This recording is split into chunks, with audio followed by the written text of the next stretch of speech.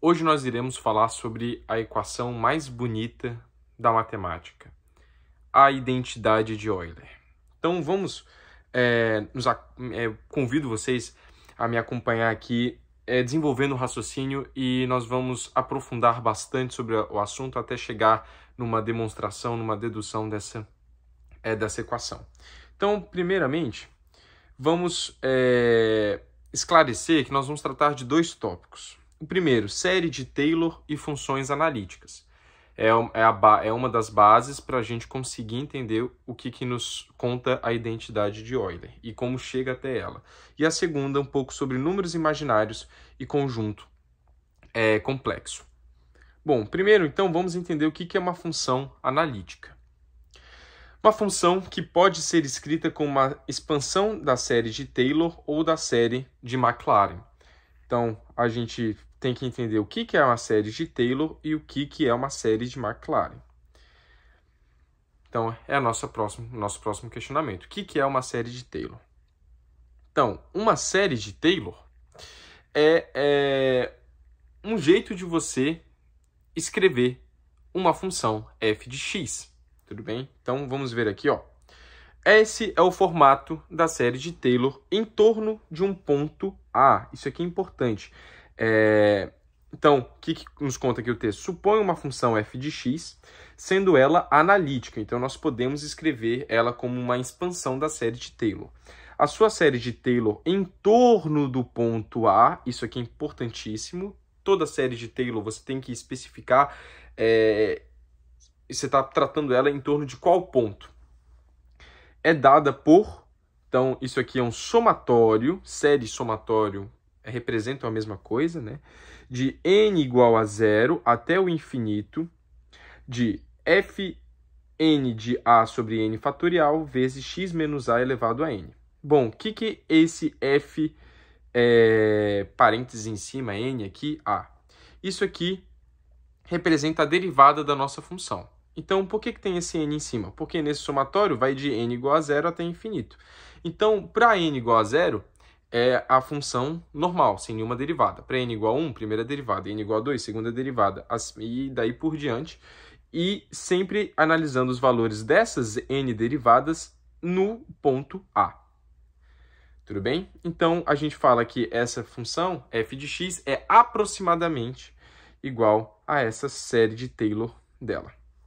Tudo bem? Essa aproximação aqui acontece porque há um erro. Tem um erro inerente dentro dessa expansão. Há um erro. Não vou entrar em detalhes acerca desse erro porque vai fugir um pouquinho do tema do vídeo.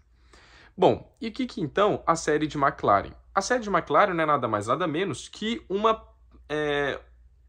exceção, mas um tipo de série de Taylor, que é quando essa série de Taylor a gente está analisando em torno do ponto A igual a 0. Então, como que vai ser a cara dessa série de Maclaurin? É o mesmo formato da série de Taylor, só que você percebe que agora o A é igual a 0, e agora é só x elevado a n, né? Porque ficaria x menos a elevado a n, só que como A é igual a 0, a gente pode escrever só como x elevado a n. Então, nossa função fica aproximadamente escrita dessa forma aqui, desse somatório. Bom, vamos lá. Vamos fazer agora 3 exemplos aqui de transformar as funções, de achar as séries de Maclaurin dessas 3 funções. A primeira é de e elevado a x. Bom, vamos lá. Primeiramente, vamos analisar todas as derivadas, algumas derivadas, na verdade, dessa série. Então, a gente analisa a primeira derivada, e elevado a x. Só que todas as derivadas da função f de x, de e elevado a x, vai ser e elevado a x. Tudo bem? Então, é e elevado a x para todas as derivadas. Então, a gente consegue analisar que f de n, porque não importa a derivada, todas as derivadas, né? Então, esse f de n, porque não importa qual a derivada que a gente está calculando, de a vai ser igual a e elevado a a. Tudo bem? Não importa qual a derivada, vai ser o mesmo resultado. Então, se a gente substituir esse a por 0, a gente acha esse resultado aqui, que fn de 0 é igual a 1. Então, nós achamos que o formato dessa nossa função vai ser no formato dessa série aqui, x elevado a n sobre n fatorial. Então, nossa resposta é que e elevado a x tem essa aproximação. E elevado a x vai ser igual a 1 mais x quadrado sobre 2 fatorial mais x ao cubo sobre 3 fatorial. Vamos para o nosso próximo exemplo. O nosso próximo exemplo é a função seno de x. Então, vamos fazer o mesmo passo, analisar algumas derivadas da função seno. Aqui, eu já coloquei as derivadas considerando o fn de zero já de cara. Por que que acontece? F de zero vai ser seno de zero, que é zero. Primeira derivada, a derivada do seno é o cosseno. Então, aqui vai ser cosseno de zero, que é 1. Segunda derivada vai ser a derivada do cosseno, que é menos seno. De zero vai dar zero. Agora, se deriva de novo, vai dar a derivada do menos seno, vai dar menos cosseno. Então, vai ser cosseno de zero, menos cosseno de zero, que é igual a menos 1. Deriva de novo, vai dar seno, que vai dar zero. Então, você percebe que o sinal, quando existe o 1, ele vai acabar fazendo... ele é alternado, né? Então, aqui é 1, aqui é menos 1, e o próximo seria 1. Ou aqui o d à quinta, o f à quinta, né? De 0 à quinta, a derivada de f, seria um sinal igual a 1. Então, a gente vê que tem esse formato. Agora, você está me perguntando, uai, você deve estar se perguntando, né? Por que tem esse 2n mais 1 aqui no expoente, sendo que lá era n, né, elevado a n? Veja bem, nos termos pares, você percebe, nas derivadas pares, nos expoentes pares, que o fn é igual a zero. Então, aqui, por exemplo, nesse primeiro termo aqui, vai ficar 0 vezes 1, né? Não, aqui, na verdade, não vou fazer desse primeiro termo, que não vai adiantar nada. Mas nesse segundo aqui, vai ficar x sobre 1 fatorial vezes 0. Ou seja, não existe. Não, perdão. Tô doido. Aqui, nesse segundo termo aqui, nesse terceiro termo, no caso, né? X quadrado sobre 2 fatorial vezes 0. Aqui, x à quarta sobre 4 fatorial vezes 0. Todos os termos pares com potência par e que estão divididos por um número fatorial par, eles vão ser igual a zero. Tudo bem? Então, a gente vai considerar somente os termos ímpares, com expoentes ímpares, que estão divididos por fatoriais de números ímpares. Então, por isso que a gente coloca 2n mais 1, que é a maneira de se escrever um número ímpar, tanto no expoente quanto no denominador. Então, como que vai ficar mais ou menos a nossa aproximação do seno de x? X menos x ao cubo sobre 3 fatorial, mais x à quinta sobre 5 fatorial, menos e assim por diante. Vamos agora ao nosso último exemplo, que é o do cosseno. O do cosseno, veja bem, é o contrário.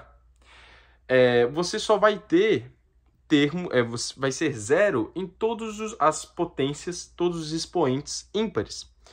E você vai alternando o sinal aqui em relação aos expoentes pares. Então, tendo em vista que a gente já fez esse raciocínio, como a gente só tem interesse nos expoentes pares, nas divisões de números, nos fatoriais de números pares, a gente escreve como x elevado a 2n sobre 2n fatorial. E também tem essa alternância no sinal, então, menos 1 elevado a n. Então, uma aproximação seria isso aqui. Cosseno de x igual a 1 menos x quadrado sobre 2 fatorial, mais x à quarta sobre 4 fatorial, e o próximo termo seria menos x à sexta sobre 6 fatorial. Vamos falar então um pouquinho agora sobre o conjunto complexo. Um pouquinho da história do conjunto complexo. Cardano, lá em 1545, Cardano é esse cara aqui, ele fez uma participação muito marcante dentro da matemática. Ele descobriu, como lembra que tem aquela fórmula de Bhaskara, que é para você descobrir as soluções de uma equação de segundo grau? Ele fez algo análogo a Bhaskara, só que para equações de terceiro grau, com esse formato aqui, x ao cubo, ax mais b igual a zero. E qual que é essa fórmula que ele achou? Ele achou essa fórmula aqui gigante que é impossível de decorar, né? O problema é que ao fazer x² menos 15x menos 4 igual a 0, ele achou como solução os seguintes valores. O seguinte valor, na realidade, né? A raiz cúbica de 2 mais raiz de menos 121 mais raiz cúbica de 2 menos raiz quadrada de menos 121. Agora, a pergunta é, a raiz quadrada de um número negativo existe? Esse questionamento que lá na época, perto da Renascença, deixou os matemáticos muito refletindo sobre o assunto, porque até então, raiz quadrada de números negativos eram absurdos, né? Você elevar um número ao quadrado e dar negativo era um absurdo pensar nisso. Pensa que a raiz quadrada vem de origem do seguinte, de onde que vem a origem o quadrado, né? É a área, literalmente, de um quadrado. A área, um quadrado de lado L, a área dele é L ao quadrado, né? Então, de certo absurdo pensar nisso. E o lado é a raiz quadrada da área. Isso falando, obviamente, de um quadrado. Então, era de certo absurdo pensar nisso. Mas aí veio Leonhard Euler, em 1777, e fala assim, olha, não é absurdo o que ele falou, não. Porque você vai chegar em certas equações que vão ter números, raiz quadrada de números negativos. Um exemplo, x² mais 5 igual a 0. E essa equação não existe no mundo físico? Essa equação não existe na nossa realidade? Não é bem assim, né? Então, o Euler, que é esse aqui, um dos maiores gênios da história, um matemático fenomenal, ele acaba falando que existe sim a raiz quadrada de um número negativo, mas na verdade ele não postula assim, né? A raiz quadrada de um número negativo. Não, essa não é uma forma muito agradável de se interpretar o número complexo, né? e a unidade imaginária. Ele fala que existe um número que ao quadrado seja igual a menos 1. E ele chamou esse cara de i. Então, i² é igual a menos 1. Esse aqui é a nossa i, é a nossa unidade imaginária.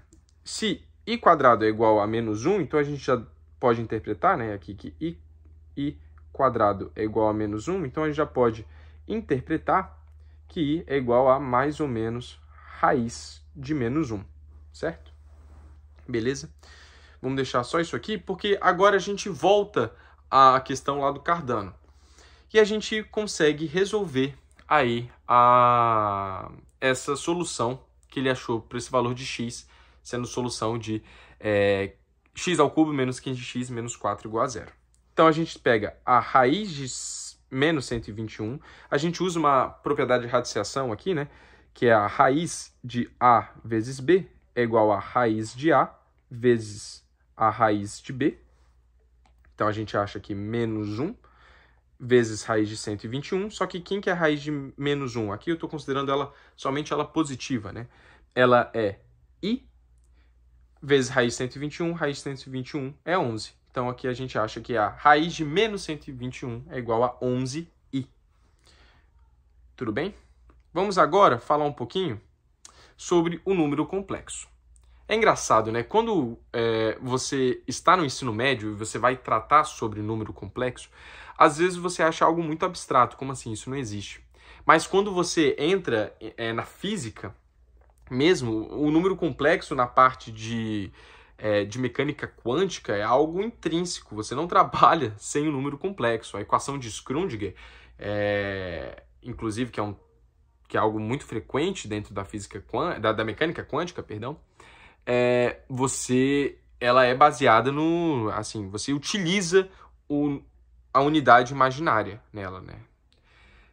E isso também em engenharia elétrica, o número complexo, ele é extremamente fundamental. A unidade imaginária é extremamente fundamental.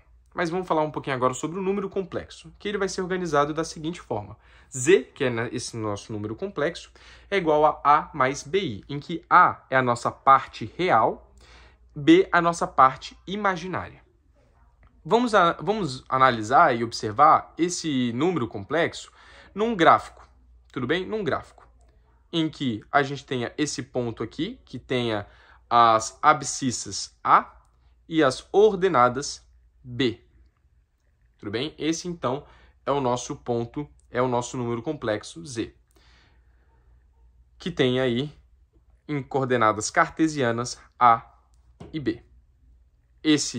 O nosso eixo Y vai ser agora o eixo imaginário e o nosso eixo X vai ser o eixo dos reais. Tudo bem?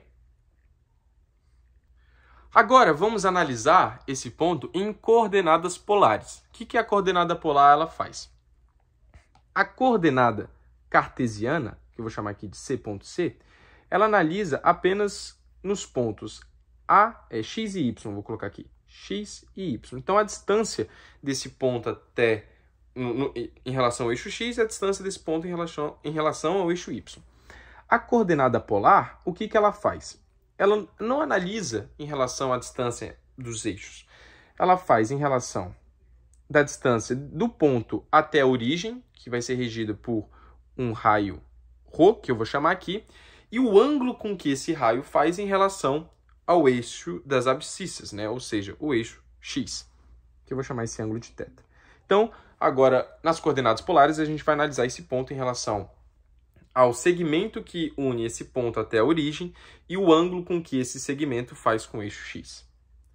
Então, a gente chamou esse segmento aí, é esse verde aqui, de tamanho ρ, né, de raio ρ, e de ângulo θ. Então, passando esse cara aqui para coordenadas polares, a gente vai achar que Z vai ser igual a ρ vezes cosseno de θ mais I seno de θ. Qual que é a origem disso, né? Veja bem, esse cateto aqui, se a gente decompor, pensar que isso aqui é um triângulo, esse cateto aqui é o cosseno de θ. E esse cateto aqui seria o seno de θ. Então, A igual a cosseno de θ, B igual a seno de θ. Portanto, a gente pode reescrever o Z, que é A mais BI, sendo ρ cosseno de θ mais I ρ seno de θ. Então, no Z, se a gente colocar o ρ em fator comum em evidência, é cosseno de θ mais I seno de θ. Ok, então já fizemos essa análise sobre o número complexo. O que Euler pensou foi o seguinte: como seria o comportamento de E elevado a Iθ? Como que seria esse comportamento? Bom, ele, para fazer essa análise, ele pegou a exponencial. Agora vamos fazer esse raciocínio junto comigo. Ele pegou a expansão em série de Taylor da função exponencial, E elevado a x, e substituiu o x por Iθ, em que I é a unidade imaginária vezes uma variável θ. Qual que foi o resultado disso? Ele achou isso aqui. Nós achamos isso aqui, né? 1 mantém, aí substitui x por Iθ, e assim segue, e vai daí para frente, né? Só que observa, Iθ ao quadrado, a gente pode fazer I quadrado vezes θ. I quadrado é igual a menos 1, certo? A gente sabe que I quadrado é igual a menos 1. I ao cubo, que agora está analisando em relação a esse termo aqui, I ao cubo é igual a menos I, né? Por quê? Porque I ao cubo é I quadrado vezes I. Então, é menos I. I a quarta é você pegar I quadrado, que é menos 1, e levar ao quadrado. Então, vai dar 1. Então, I a quarta é igual a 1. E I a quinta é I a quarta vezes I. Então, I a quinta é igual a I. Tendo toda essa análise, nós achamos essa segunda forma. Tudo bem? Repetindo aqui, utilizando como base isso aqui que eu escrevi aqui em cima, a gente aplica aqui embaixo. Ok, então agora a gente tem essa nossa nova forma. A gente vê a expansão em série de Taylor, em série de Maclaurin, no caso, perdão, que é um tipo da série de Taylor também, mas enfim, série de Maclaurin, da função exponencial de E elevado a Iθ. Só que vamos comparar com os resultados que a gente obteve nos exemplos anteriores. Que a gente fez nos exemplos anteriores. Perceba, vou circular aqui de vermelho esse 1, tudo que está aqui do cosseno. Vamos ver em que parte que ele tem em comum. Então, ele tem em comum com esse cara aqui, ó, o termo em comum com esse cara aqui e em termo em comum com esse cara aqui. É só a gente analisar como cosseno de θ, né? E agora vamos pegar o seno aqui e multiplicar ambos os lados por i. Multiplicando, então aqui vai aparecer um i, aqui aparece um i e aqui aparece um i. Se você já percebeu essa semelhança, cara, é linda demais. Agora observa, aqui de verde, isso aqui. Olha os termos em comum. Porém, analisando agora como i seno de θ. Portanto, nós agora conseguimos afirmar a seguinte igualdade, que e elevado a iθ é igual a cosseno de θ mais i seno de θ. Perceberam? Por quê? Perceba, e elevado a iθ é igual a 1 mais iθ menos θ ao quadrado 2 fatorial, enfim. Você tem a parte do cosseno, juntando todos os termos pares, e se eu pegar o seno e multiplicar por i, eu vou conseguir pegar todos os termos ímpares. Isso é lindo demais, isso é muito bonito. Então, nós conseguimos aqui a nossa igualdade, que é elevado a iθ igual a cosseno de θ mais i seno de θ. Portanto, agora, o nosso número complexo em coordenadas polares, a gente consegue escrever sendo como z igual a ρ vezes e elevado a iθ. Então, esse aqui é o nosso número complexo em coordenadas polares. Agora, finalmente, para a identidade de Euler. Vamos substituir esse θ por π. O que vai acontecer? E elevado a π é igual a cosseno de π mais i seno de π. Cosseno de π é igual a menos 1. Seno de π é igual a 0. Então, nós vamos ter que e elevado a π é igual a menos 1. Somando 1 ambos os lados, nós temos que e elevado a π mais 1 igual a 0. Portanto, conseguimos aí comprovar e achar a nossa identidade de Euler. Muito obrigado pela sua atenção. Até um próximo vídeo.